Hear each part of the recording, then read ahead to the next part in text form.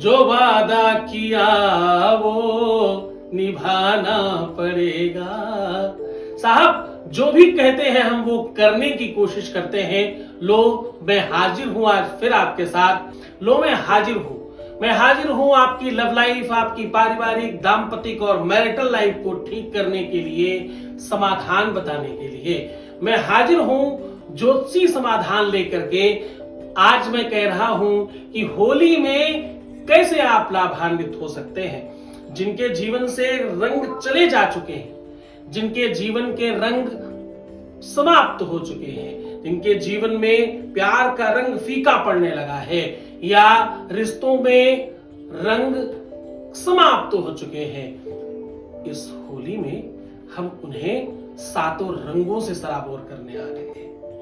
होली में क्या करें, क्या खाएं, क्या लगाएं, क्या पिएं, क्या खिलाएं, सब बताने हाजिर हूं।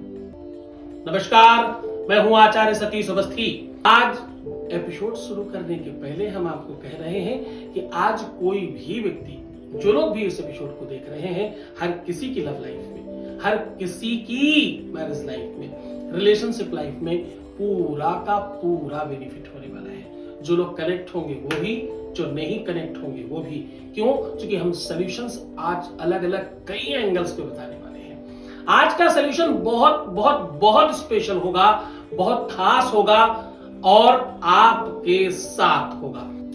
मोर पहला प्राणी है जो शारीरिक संभोग नहीं करता, अगल बगल में नृत्य करते हैं और एक दूसरे के मुख से कुछ द्रव निकलता है, उसे पान कर लेती है मोरनी और गर्भवती हो जाती है। दूसरी विडंबना, इसमें स्त्री सुंदर नहीं होती, पुरुष सुंदर होते हैं। मोर सुंदर होता है, मोरनी नहीं। और इस विडंबना को गौर से समझिए। मोर के पैर कभी सुंदर नहीं होते, यानी उसने मोरनी के लिए कुछ तो ऐसा किया है पिछले जन्म में जो ठीक नहीं था, इसलिए मोर बना। लेकिन कुछ ऐसा भी किया है जो बहुत ठीक था, इसलिए मोर बना। समास है ये।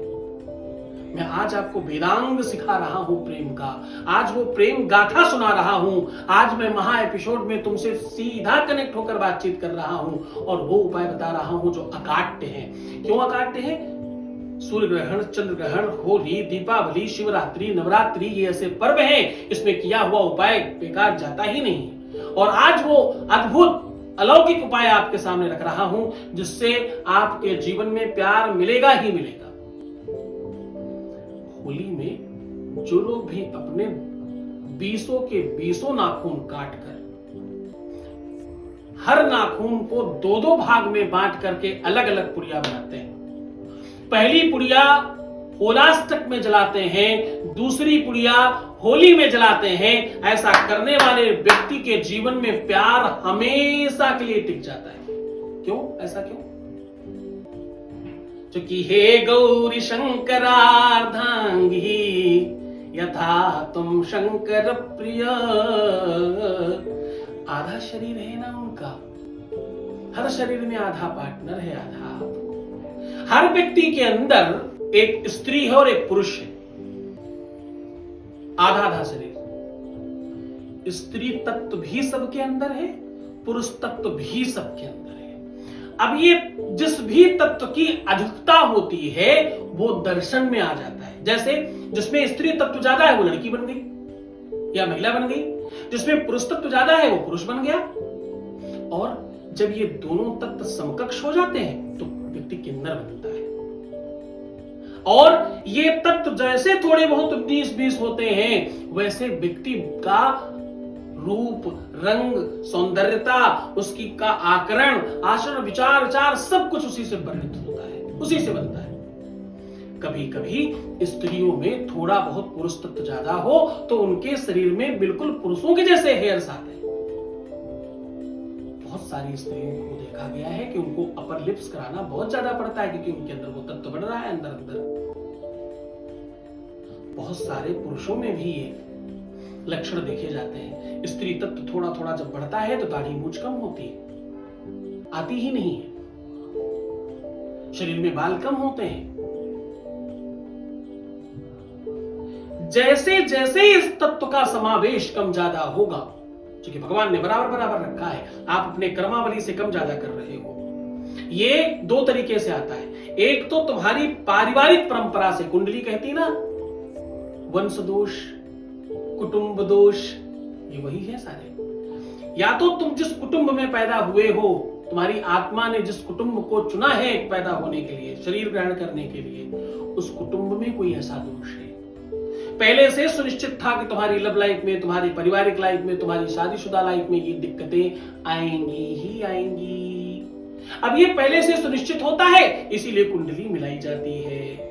अब आप कहोगे भाई राम और सीता की भी तो कुंडली मिलाई गई थी, ये बड़ा सुनने में आता है। अरे महामूर्खों, राम और सीता के बराबर कोई सुखी था ही नहीं दुनिया में। उस स्त्री की आप स्थिति तो देखिए, जिस स्त्री के लिए एक बनवासी, भगवान मत मानो 2 मिनट के लिए, जरा सोच कर देखना, एक वो स्त्री जिसका पति एक बनवासी था उस समय, एक बनवासी ने विश्व विजेता ही नहीं, त्रैलोक्य विजेता को मार डाला उसके लिए, उसे वापस पाने के लिए। ये क्षमता है उस कुंडली के मिलान में। ये क्षमता है उस कुंडली के मिलान में कि अपने कार्यकाल के अंदर ही अपनी पत्नी को, अपने जीवन संगनी को वापस ले ही लिया। ये ताकत है उस मिलान में। कौन कहता है वो दुखी थे, वो अलग रहे, वो ऐसा, वो तो एक नीति है, व्यवस्था है। साथ शरीर का कोई संबंध नहीं है, आत्माओं का मिलन है। ये आत्मा ग्रहण करती है उस व्यवस्था को। आपको पता है, सीता का विवाह राम से और राम का विवाह सीता से अगर नहीं होता तो क्या होता? सीता के जीवन में तो वो सब लिखा ही था, ऐसा ऐसा ऐसा होगा। सीता के ही जीवन में लिखा था 14 सालों का वनवास। राम को उसकी वजह से जाना पड़ा। या दूसरी दृष्टि से देखो तो कहो राम को लिखा था, सीता को जाना पड़ा।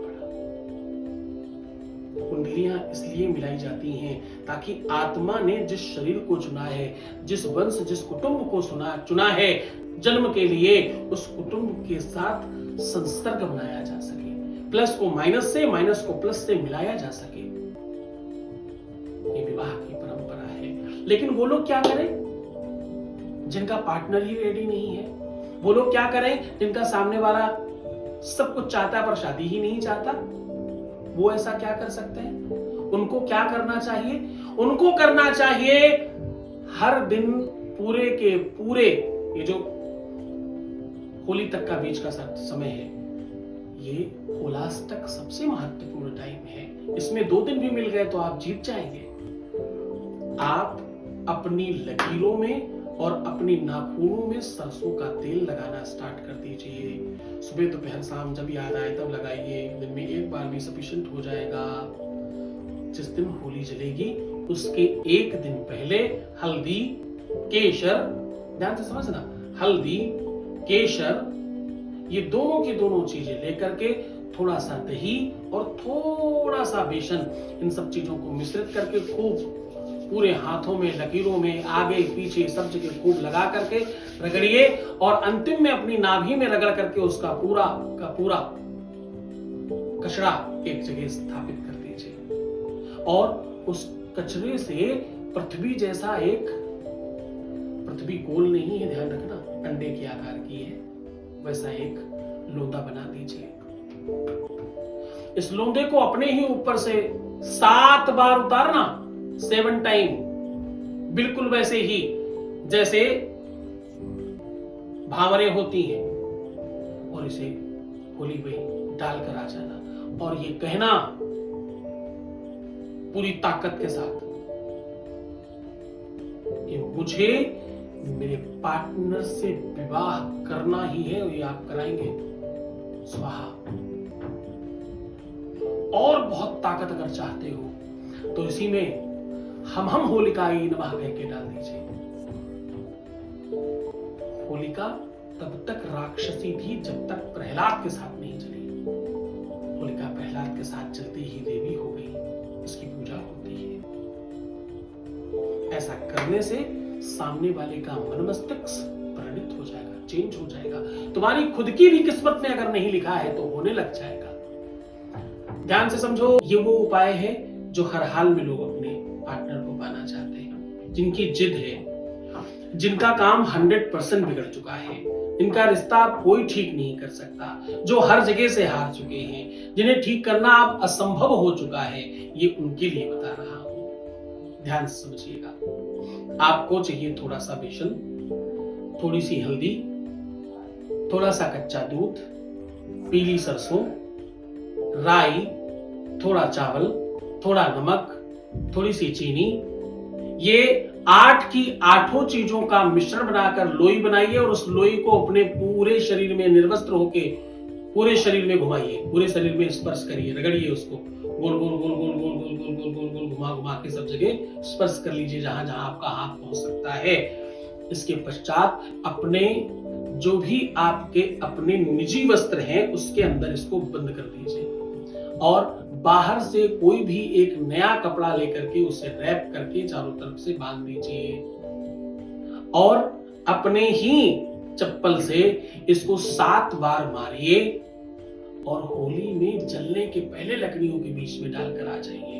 ऐसा करने से आपके जीवन में हर हाल में प्यार आएगा, दुनिया की कोई ताकत इसे काट नहीं सकती। खुशियों के साथ, प्रसन्नता के साथ, खूब उल्लास के साथ होली मनाइए, बेहतर रहने की कोशिश कीजिएगा। होली पूजन करना, होली में भोग लगाना, होली को सबसे पहले व्यंजन खिलाना, घर को विशुद्ध बनाना, घर को साफ सुथरा करना, अपने को खूब सुंदर बनाना, जितना भी श्रृंगार सौंदर्यता बढ़ा सकते हो होली के पहले उस पर पूरा का पूरा फोकस करना, सकारात्मक रहने की कोशिश करना, इस बीच में दूध का दान करना, ब्राह्मणों को भोजन कराना, हवन यज्ञ इत्यादि कराना, गुरु मंत्र का जाप करना, उपाय मन से करना, ये सब बहुत सार्थक होता है। खूब खुश रहिए, खूब प्रसन्न रहिए, मुस्कुराइए, सुंदर बनिए, हर आधे घंटे में प्रणाम करके पानी पीजिए। अपना बहुत ख्याल रखिएगा।